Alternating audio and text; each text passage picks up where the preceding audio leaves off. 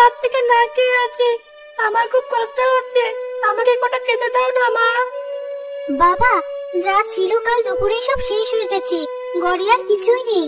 এই বেলা সো বন্ধুরা, আপনাদের মাঝে আবারও নতুন একটি কার্টুন ভিডিও নিয়ে চলে এসেছি।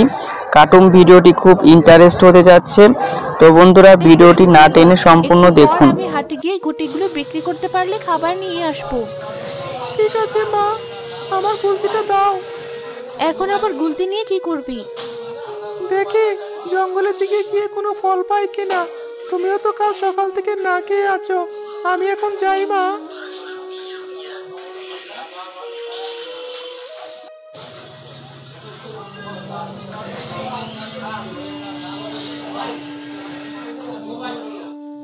ছেলেকে নিয়ে আর কতদিন এভাবে কষ্ট করতে হবে কে জানি।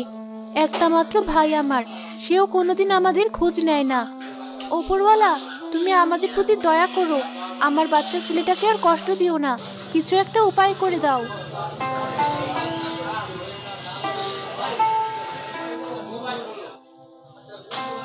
সেই কখন থেকে জঙ্গলে ঘুরে বেড়াচ্ছি, কিন্তু কোনো ফল গাছ পাচ্ছি না। যে দু একটা আছে সেগুলো পাকিয়ে খেয়ে নিয়েছে। কি করবো এবার? খালি হাতে যে ফিরে যেতেও ইচ্ছে করছে না। একটু ভিতরের দিকে গিয়ে দেখি পাই কিনা।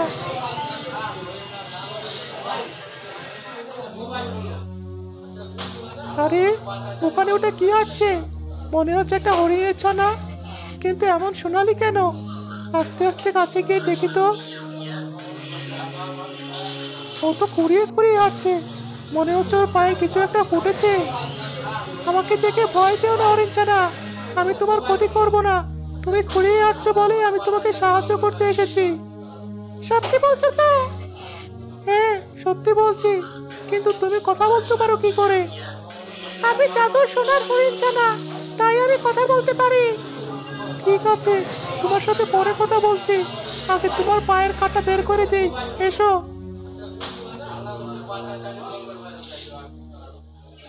এই দেখো, বের করেছি। বেশ বড় কাঁটা ছিল। এবার বলো, এটা ঢুকলো কিভাবে? আসলে এই জঙ্গলে এক ভয়ঙ্কর শিকারী আছে, সে আমার মা আর আমাকে ধাওয়া করে। আমার এখনো জাদু শক্তি হয়নি, তাই আমার মা আমাকে বাঁচাতে নিজে শিকারীর কাছে ধরা দেয়। এতে আমার মায়ের প্রাণ চলে যায়। তখনই ছুটতে ছুটতে আমার পায়ে কাঁটা ফুটে। হ্যাঁ, বুঝতে পেরেছি। তাহলে তো এই জঙ্গল তোমার জন্য নিরাপদ না। তুমি চাইলে আমার সাথে যেতে পারো। এরপর যখন তোমার পুরো জাদু শক্তি হবে, তখন তুমি ফিরে এসো। ঠিক আছে, তাহলে তাই চলো। আমার ওই জঙ্গলে একা থাকতে ভয় করছে।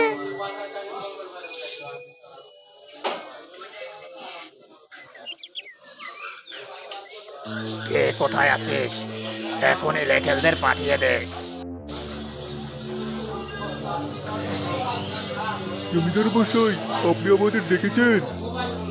কাজের কাজ নেই, সারাদিন খালি গায়ে হাওয়া লাগিয়ে ঘুরে বেড়ানো, তাই না? ঘুরে বেড়াচ্ছিলাম না জমিদার মশাই, বাগানে বসেছিলাম। বাহ, বলে কেন বাগানে বসেছিল? বলি, বাগান কি তোদের বাবার যে বাগানে বসে বসে বাতাস খাচ্ছিস? এক মুহূর্তে দেরি না করে এখনই গিয়ে সব খাজনা নিয়ে আয়। ঠিক আছে জমিদার মশাই, এখনই যাচ্ছি। তাড়াতাড়ি চল, জমিদার আজ কেঁপেছে। তাড়াতাড়ি খাজনা এনে না দিতে পারলে আমাদের 12টা বাজিয়ে ছাড়বে। হ্যাঁ, ঠিক বলেছিস। এই জমিদার টাকার পাগল, টাকা ছাড়া কিছু বোঝে না। এত টাকা পয়সা তাও যেন আর মন ভরে না। একদিন দেখবি এই টাকার লোভেই এই জমিদার মরবে, সাথে আমাদেরও মারবে। তো বাদ দে এখন সেসব কথা, যে কাজে এসেছি চল সেই কাজ আগে করি। সব বাড়ির খাজনা তোলা শেষ, এখন এই একটা বাড়ি বাকি আছে। চল এবার এই বাড়িতে। এই যে খাজনা দাও, খাজনা নিতে এসেছি। কিন্তু কিছুদিন আগেই তো খাজনা দিলাম, এখন আবার কিসের খাজনা? এত বড় সাহস! জমিদারের লেটেলদের মুখে মুখে কথা! মেয়ে মানুষ বলে বাঁচিয়ে দিলাম, না হলে এমন একটা দিতাম না উঠে আর দাঁড়াতে পারতে না। শুনো, প্রতিবারের মতো আমাদের সাথে কথা বাড়িও না তুমি। জমিদার খাজনা চেয়েছে, খাজনা দাও। কিন্তু আমার কাছে তো টাকা নেই, আপনারা তো জানেন আমার স্বামী নেই।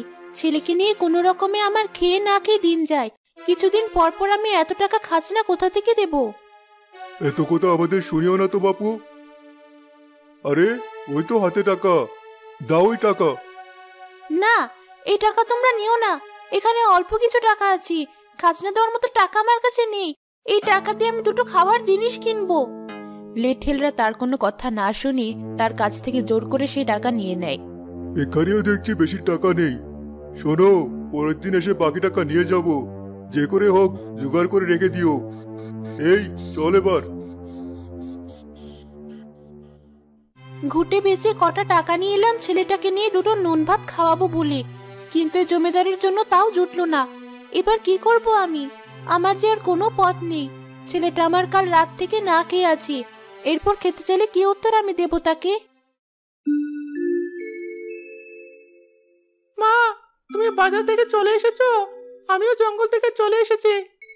কি রে, তুই আবার সাথে করে কি নিয়ে এসেছিস? দেখে তো হরিণ মনে হচ্ছে, আবার কেমন সোনালী রঙের। আগে ঘরে চলো, তারপর তোমাকে সব বলছি।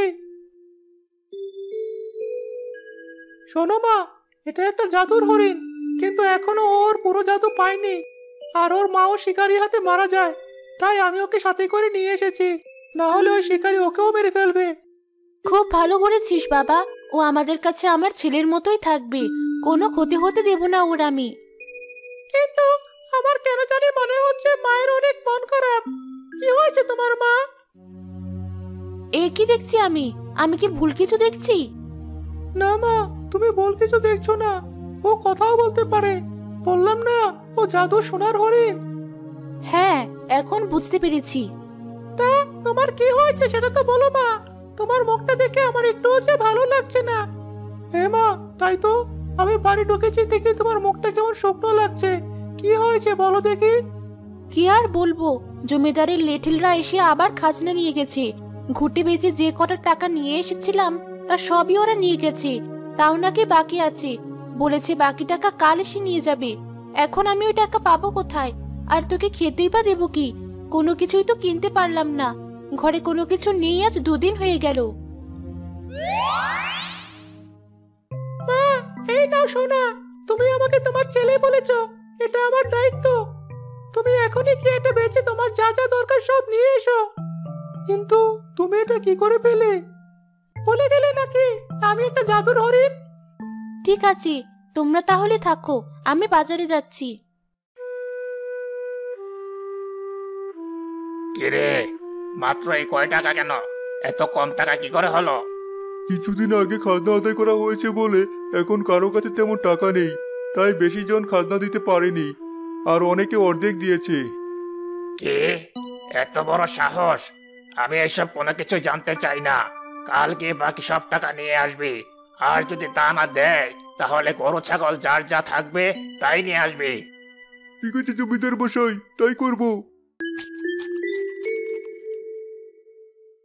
আজ কতদিন পর এমন মজার মজার খাবার খেলাম।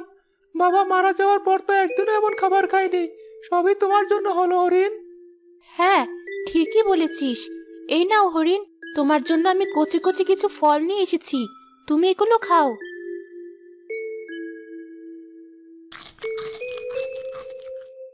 তুমি একদম আমার মায়ের মতো। আমার মাও ঠিক এভাবেই ভালোবাসতো আমাকে। এখন তোমরা ঘুমিয়ে পড়ো, অনেক রাত হয়েছে।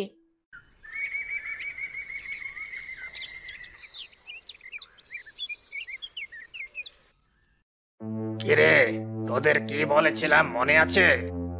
হ্যাঁ জমিদার মশাই, মনে আছে। আমরা এখনই যাচ্ছি খাজনা তুলতে।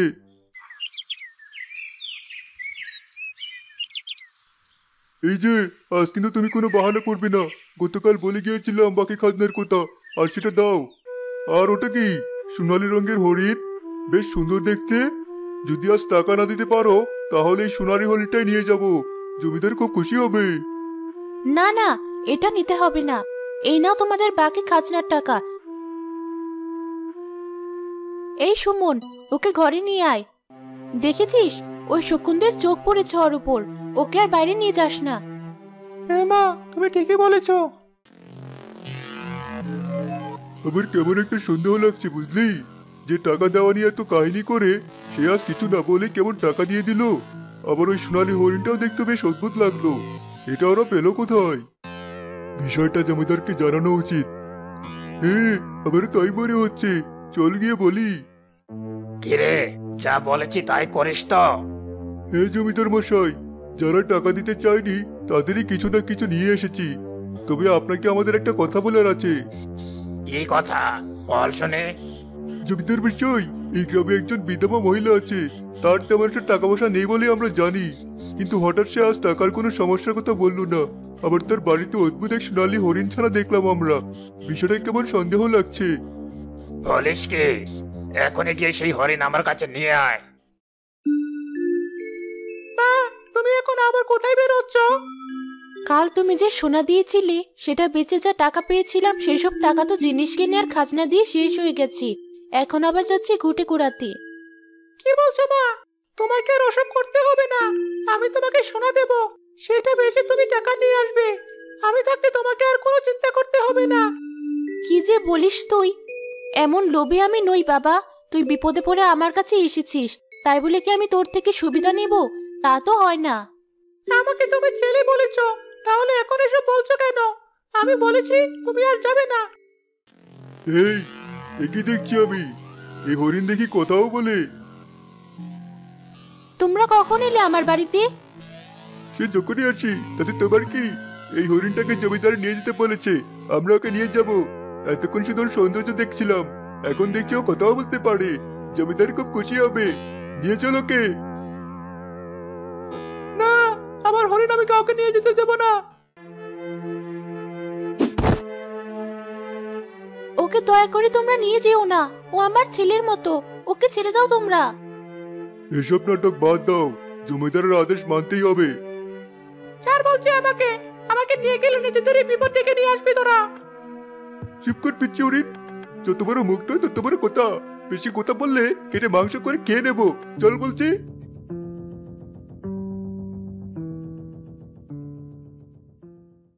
মা, ওরা ওকে নিয়ে গেল। আমি ওকে ভরসা দিয়ে নিয়ে এসেছিলাম, কিন্তু আমি আমার কথা রাখতে পারলাম না। মা, এবার ওর কি হবে? এভাবে কাঁদিস না বাবা। কাল গিয়ে জমিদারের পায়ে পড়ে হলেও ওকে আমরা ছাড়িয়ে নিয়ে আসবো। জমিদার মশাই, এই দেখুন নিয়ে এসেছি। আর আরো আশ্চর্যের বিষয় হলো, এই হরিণ কথাও বলতে পারে। তাই নাকি? এই, কি কথা বলতে পারিস তুই? বল দেখি আমার সাথে কথা। না, এ তো আমার সাথে কথা বলছে না। মনে হয় রাগ করেছে। যা, খামারে নিয়ে আটকে রাখ। 2-1 দিন পর ঠিক হয়ে যাবে।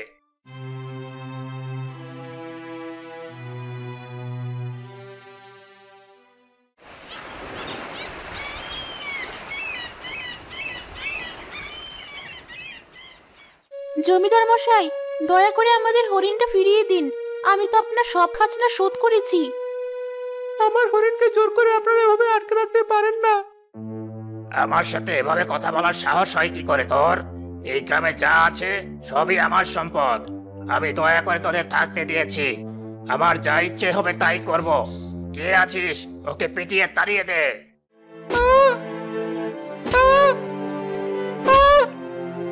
দয়া করুন, আমার ছেলেটাকে এভাবে মারবেন না। আমি আপনাদের কাছে ক্ষমা চাইছি। মারবেন না আমার ছেলেকে। এই সবই দূরের খামার থেকে হরিণ দেখছিল, আর তার চোখ দিয়ে এক ফোঁটা পানি পড়তেই সে পানি জাদুর মতো কাজ করে তাকে বড় আর শক্তিশালী বানিয়ে দেয়। আমি আমার শক্তি পেয়ে গেছি। এবার তোদের সবাইকে আমি শিক্ষা দিয়ে ছাড়বো।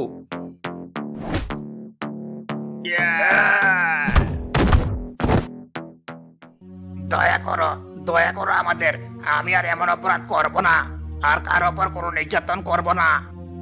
না, তোর কোনো ক্ষমা হবে না। তুই আমার মা আর ভাইকে অনেক কষ্ট দিয়েছিস। আমি তোকে বলছি, ওনাকে ক্ষমা করে একটা সুযোগ দে, কিন্তু ভবিষ্যতে এমন করলে সে আর সুযোগ পাবে না। চলো মা, এবার আমরা বাড়ি ফিরে যাই। তুমিও তো তোমার শক্তি পেয়ে গেলে, এখন কি তাহলে আমাদের ছেড়ে চলে যাবে? না না, আমি আর কোথাও যাব না। আমি মা ভাই পেয়েছি, তোমাদের সাথে আমি সারা জীবন এভাবেই থাকবো।